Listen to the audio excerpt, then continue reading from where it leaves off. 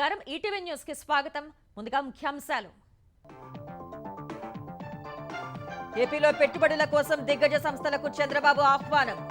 Davos లో Microsoft, Pepsi, Google cloud ప్రతినిధులతో చర్చలు. విశాఖలో డిజైన్ సెంటర్ ఏర్పాటుకు గూగుల్ క్లౌడ్ కు విజ్ఞప్తి.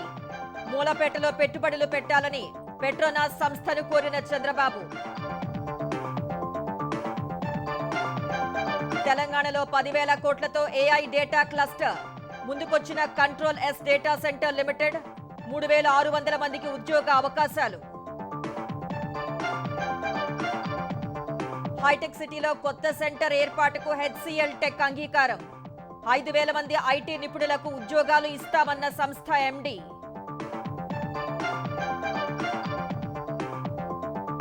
అమరావతి నిర్మాణానికి 11,000 కోట్ల రుణం ఇచ్చేందుకు హడ్కో ఆమోదం. టిట్కో ఇళ్లకు 4,400 కోట్లు ఇవ్వడానికి గ్రీన్ సిగ్నల్.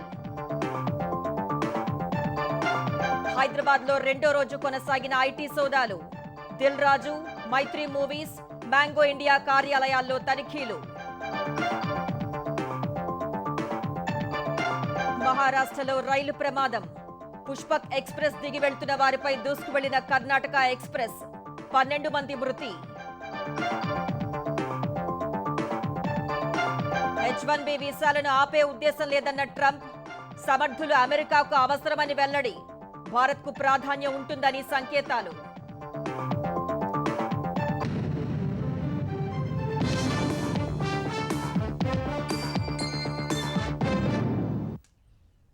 దేశీయ అంతర్జాతీయ దిగ్గజ సంస్థలను ఆంధ్రప్రదేశ్లో పెట్టుబడులు పెట్టాలని సీఎం చంద్రబాబు ఆహ్వానించారు. దావోస్లో Google cloud, PepsiCo, Petronas, DP World, Wipro, Temasek ప్రతినిధులతో సమావేశమైన ఆంధ్రప్రదేశ్ బృందం రాష్ట్రంలో విస్తరణకున్న అవకాశాలను వివరించింది. ఏపీలో ఉన్న వనరుల్ని ఉపయోగించుకోవాలని కోరింది. సానుకూలంగా స్పందించిన ఆయా సంస్థలు త్వరలో చర్చించి నిర్ణయం చెబుతామని హామీ ఇచ్చాయి. సుదీర్ఘ విరామం తర్వాత మైక్రోసాఫ్ట్ వ్యవస్థాపకుడు బిల్ గేట్స్ తోనూ చంద్రబాబు సమావేశమై చర్చలు జరిపారు.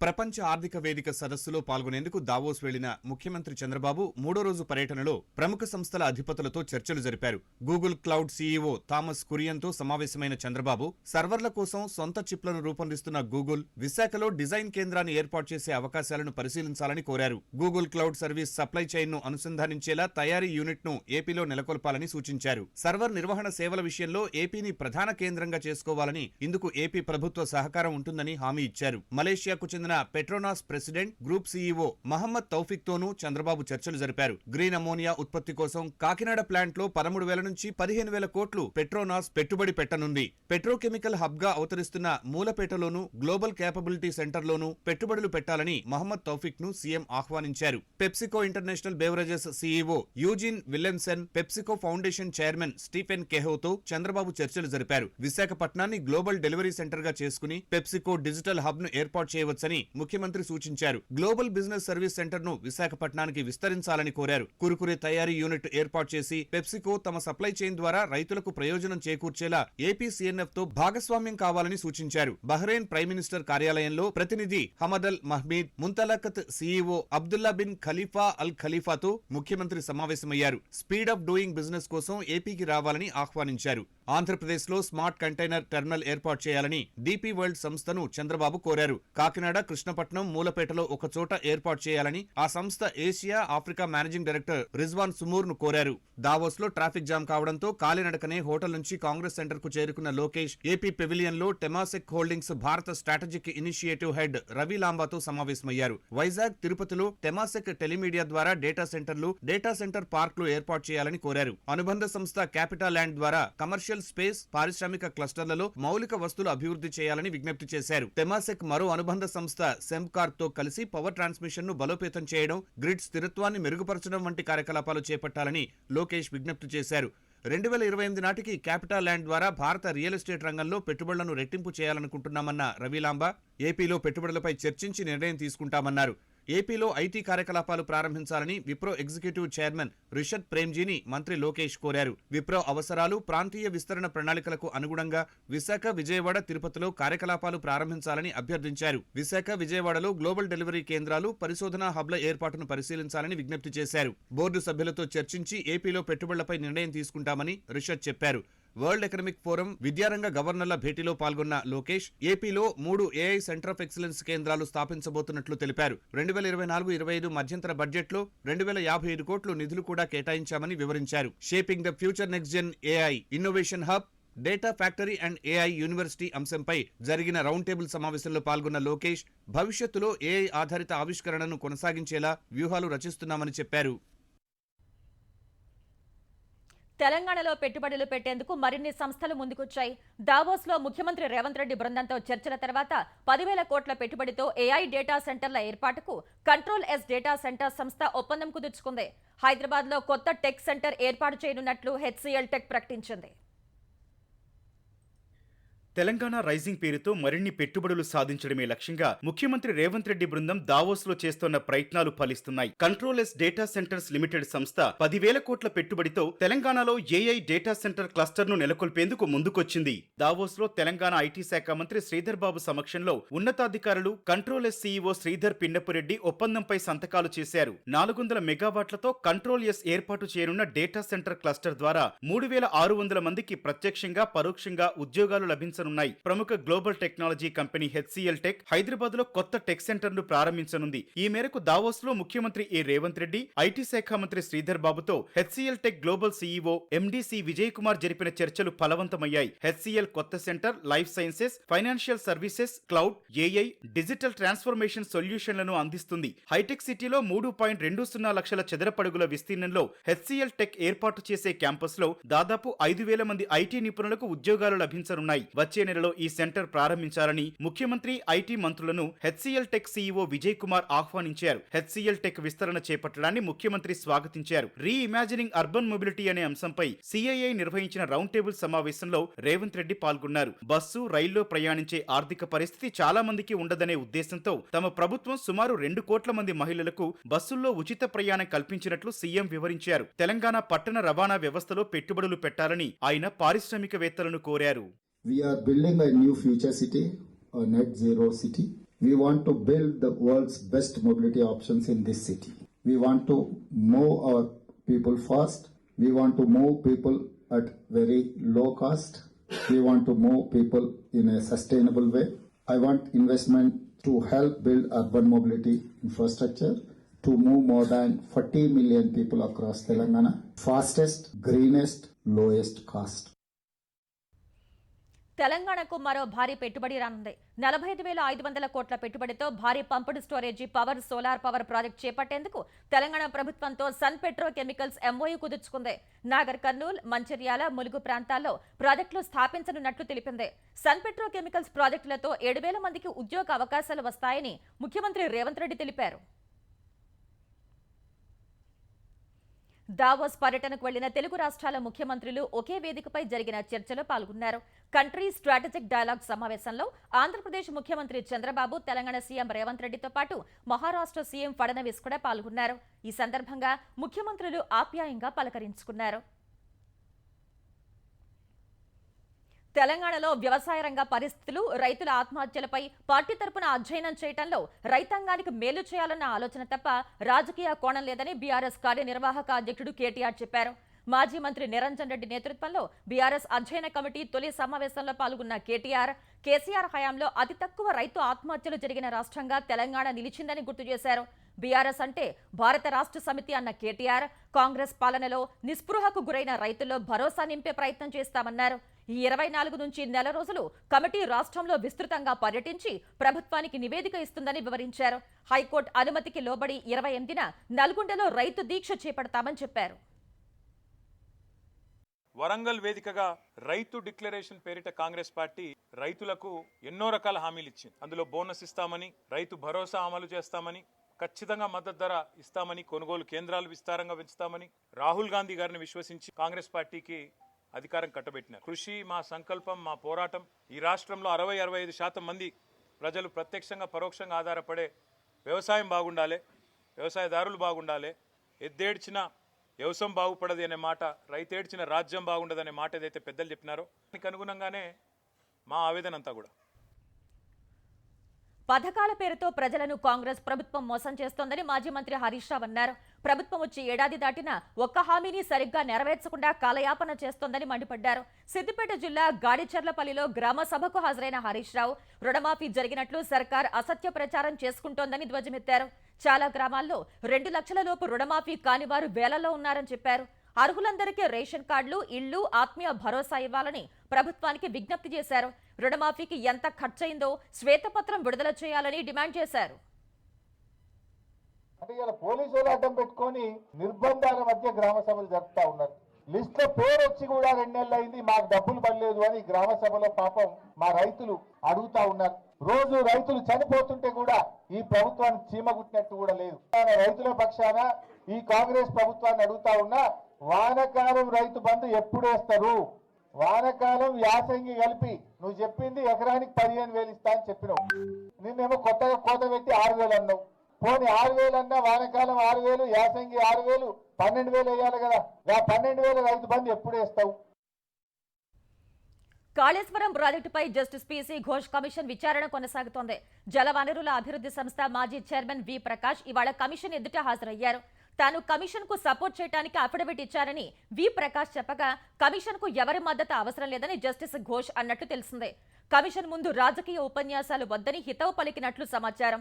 ప్రాణహిత చేవళ్లను పక్కన పెట్టి కాళేశ్వరం ప్రాజెక్టును ఎందుకు కట్టారని కమిషన్ ప్రశ్నించింది.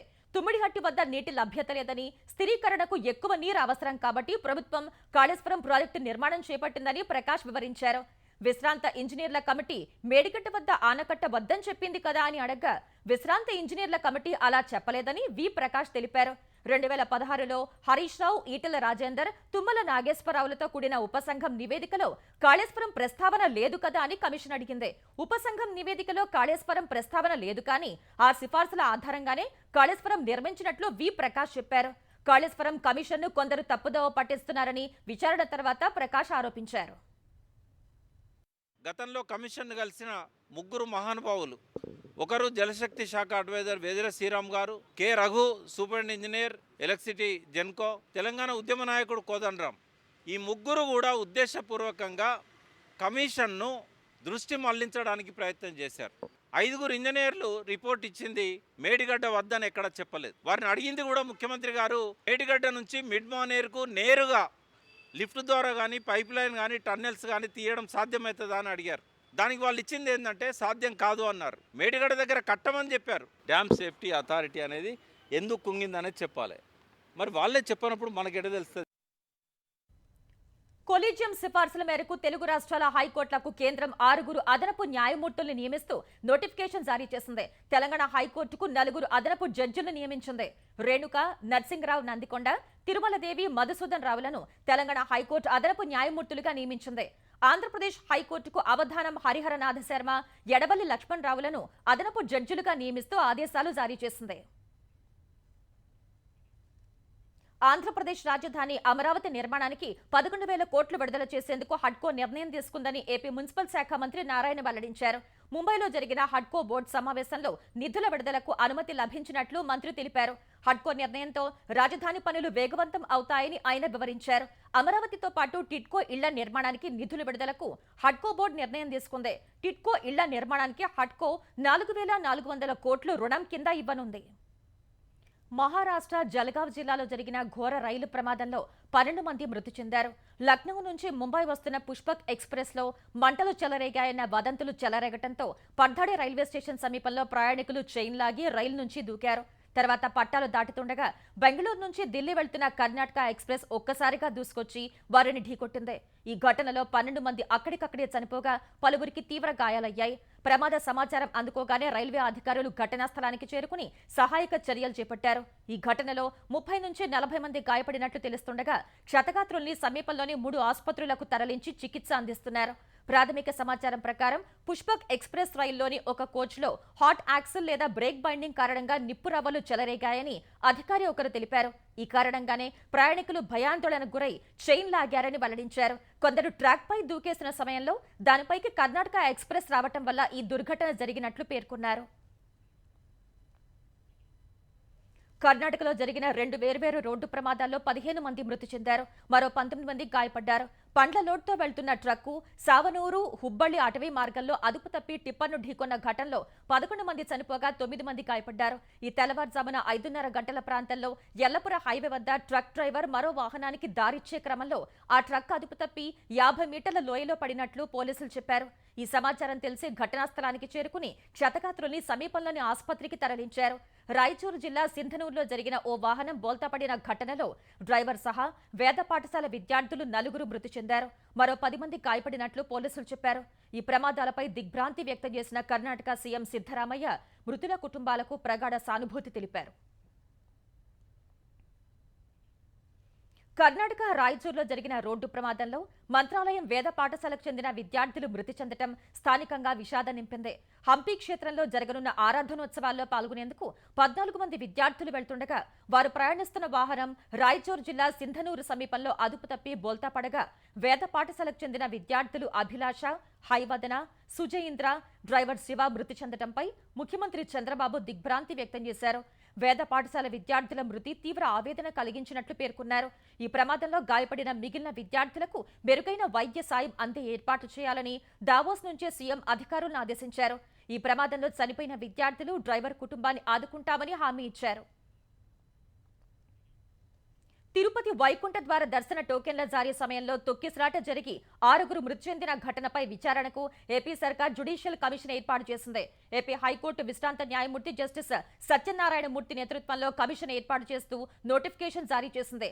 జనవరి 8న తొక్కిసలాట జరిగిన పద్మావతి పార్కులో టోకెన్ల జారీ కోసం సరైన ఏర్పాట్లు చేశారా లేదా అనే అంశంపై విచారించాలని కమిషన్కు ప్రభుత్వం సూచించింది.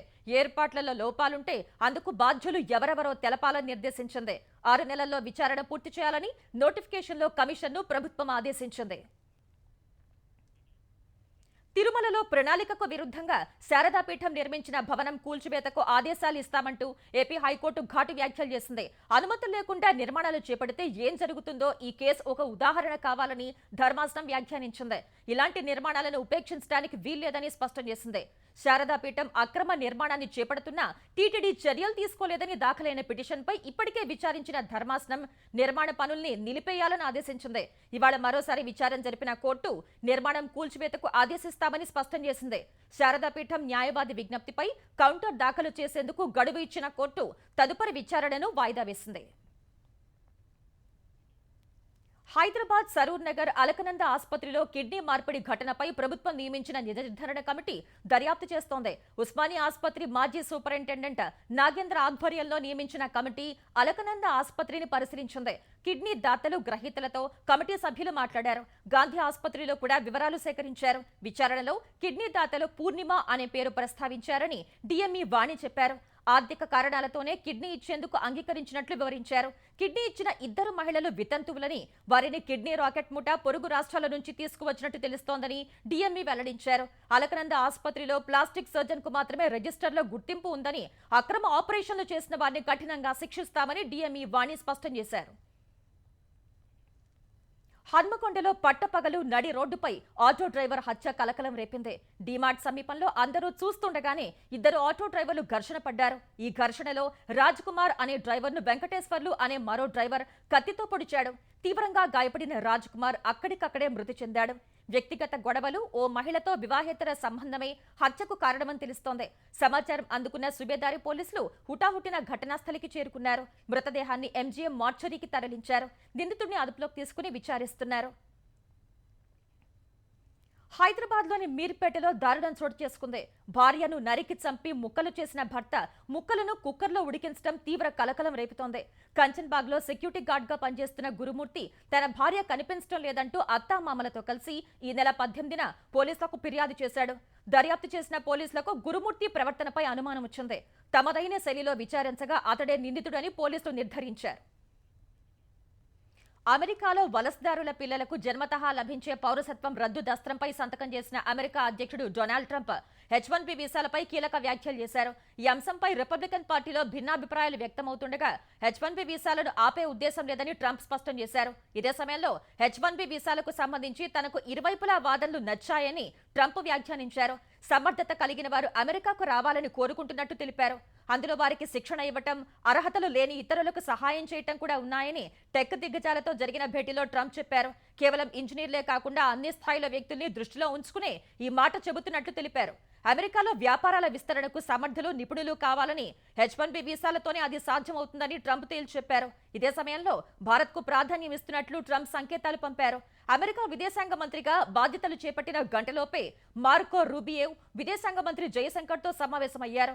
భారత్, అమెరికా మధ్య వ్యూహాత్మక భాగస్వామ్యంపై చర్చించారు.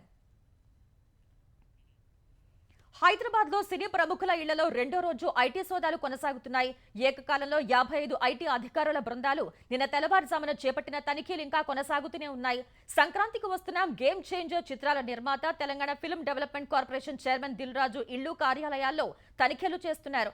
పుష్ప 2ను నిర్మించిన మైత్రి మూవీస్ నిర్వాహకులు యలమంచిలి రవిశంకర్, ఎర్నేని నవీన్, ఆ సంస్థ సీఈఓ చెర్రీ ఇళ్లు, కార్యాలయాల్లో తనిఖీలు చేస్తున్నారు. మరోవైపు మ్యాంగో మీడియా సంస్థ యజమానుల ఇళ్లు, కార్యాలయాల్లో కూడా ఐటీ తనిఖీలు జరుగుతున్నాయి. ఇప్పటికే ఆయా సంస్థలకు చెందిన వ్యాపార లావాదేవీలను పరిశీలించిన ఐటీ బృందాలు బ్యాంకుల నుంచి జరిపిన లావాదేవీలను కూడా పరిశీలిస్తున్నాయి. ఆయా సంస్థలకు చెందిన బ్యాంకు లాకర్లను తెరిపించి వాటిని పరిశీలిస్తున్నారు. దిల్ రాజు భార్యను నిన్న బ్యాంకుకు తీసుకువెళ్లి లాకర్లు తెరిపించి పరిశీలించారు. రేపు కూడా సోదాలు కొనసాగుతాయని ఐటీ శాఖ వర్గాలు వెల్లడించాయి. ఆదాయ పన్ను శాఖ సోదాలు తెలుగు చిత్ర పరిశ్రమ మొత్తంపై జరుగుతున్నాయని, తన ఒక్కడిపైనే కాదని దిల్ రాజు చెప్పారు.